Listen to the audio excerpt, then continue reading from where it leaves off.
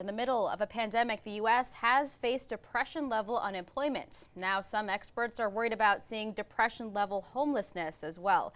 I'm joined now by former Secretary of Housing and Urban Development, Julián Castro. Secretary, great to have you with me today. You have spoken in support of Joe Biden's plan to address the housing affordability issue, including things like more supply of affordable housing. What are you most optimistic about in his plan? Well, what I'm most optimistic about is that he gets that we need to do two things.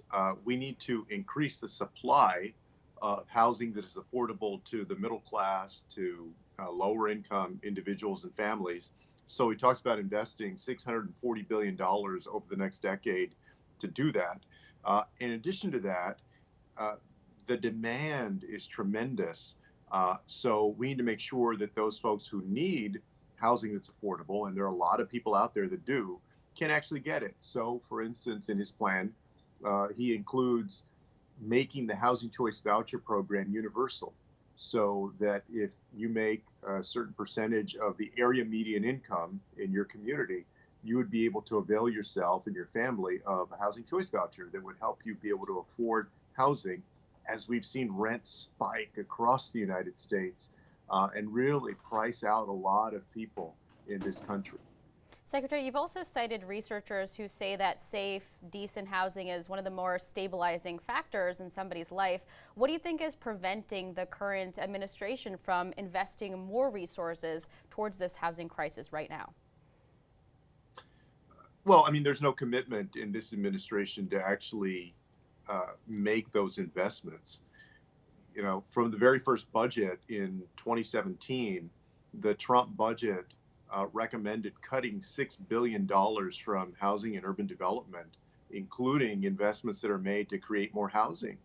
So from the very beginning, there was just no commitment from this administration, the Trump administration.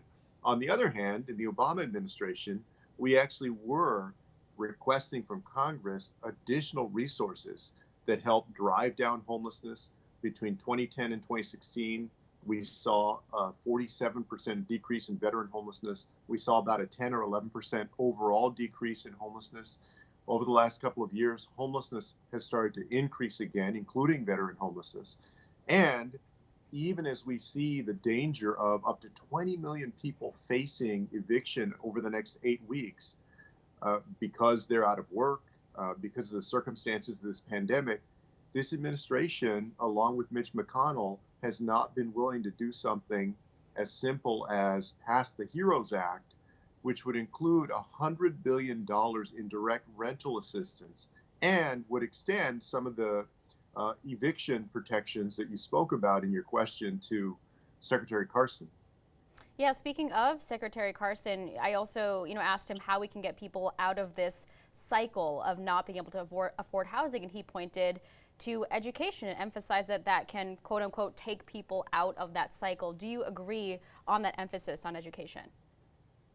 Well, I agree that that's an important part of it. Look, I mean, I grew up, in lower income neighborhoods and lower income school districts on the west side of San Antonio, and my brother and I were able to go to college and to law school and have successful careers. So, and I kudos to Dr. Carson for his story as well. I think all of us agree that making sure we improve education is an important part of it.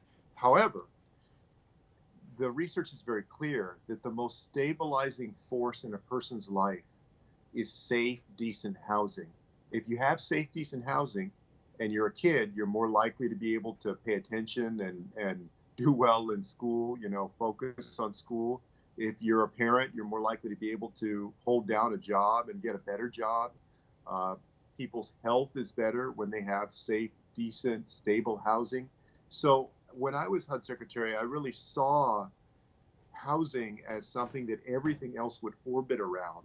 And we need to focus on making sure in the immediate term of this pandemic and then in the long term that people have stable, good housing. That is the beginning of it.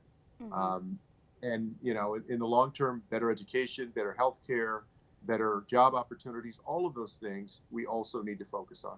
Well, even beyond the pandemic, we know research has shown that a lot of these big tech companies on the coast have themselves contributed to a homelessness crisis. They are Amazon's, Google's, the Facebooks of the world are also investing in trying to fight that. What responsibility do you think big tech has in trying to resolve an issue that it has contributed to? I commend those companies for investing in housing. Part of it is that they're in the Bay Area or in places like Seattle where they see such an affordable housing crunch. Even people that are making six figures are not able to comfortably afford a lot of the housing in that area. So look, it's a good thing that they're stepping up the way that they are. However, the truth is that shouldn't be necessary.